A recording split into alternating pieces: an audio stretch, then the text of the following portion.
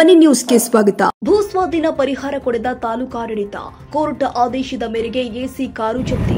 ಭೂಸ್ವಾಧೀನ ಪರಿಹಾರ ಕೊಡದ ಹಿನ್ನೆಲೆ ನ್ಯಾಯಾಲಯವು ಜಮಖಂಡಿ ಉಪವಿಭಾಗದ ಅಧಿಕಾರಿಗಳ ಪೀಠೋಪಕರಣ ಜಪ್ತಿ ಮಾಡಲು ಆದೇಶ ಮಾಡಿದೆ. ನ್ಯಾಯಾಲಯದ ಆದೇಶದ ಮೇರೆಗೆ ನ್ಯಾಯವಾದಿ ಎಲ್ಎನ್ ಸುನಗದ ಉಪವಿಭಾಗದ ಅಧಿಕಾರಿ ಶ್ವೇತಾ ಬೇಡಿಕರ್ ಅವರ ಓಡಾಡುವ ವಾಹನವನ್ನು ಜಪ್ತಿ ಮಾಡಿದ್ದಾರೆ.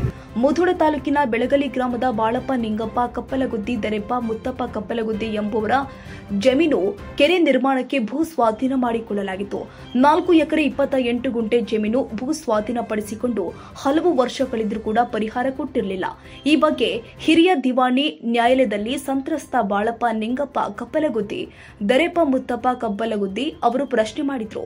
ನ್ಯಾಯಾಲಯ ಬಡ್ಡಿ ಸಮೇತ 43,33,306 ರೂಪಾಯಿ ಪರಿಹಾರ ಕೊಡುವಂತೆ ತಾಲೂಕಾಡಳಿತಕ್ಕೆ ನ್ಯಾಯಾಧೀಶ ರಾಜಶೇಖರ ಹರಸೂರ ಆದೇಶ ಕೊಟ್ಟಿದ್ರು. ಆದರೆ ಇದುವರೆಗೂ ಪರಿಹಾರ ಕೊಡದ ಹಿನ್ನೆಲೆ ಉಪವಿಭಾಗದ ಅಧಿಕಾರಿಗಳ ಕಚೇರಿಯ ಚಿರಾಸ್ತಿ ಮುಟ್ಟುಗೋಲು ಹಾಕಿಕೊಳ್ಳಲು ಕೋರ್ಟ್ ಆದೇಶ ಕೊಟ್ಟಿದೆ.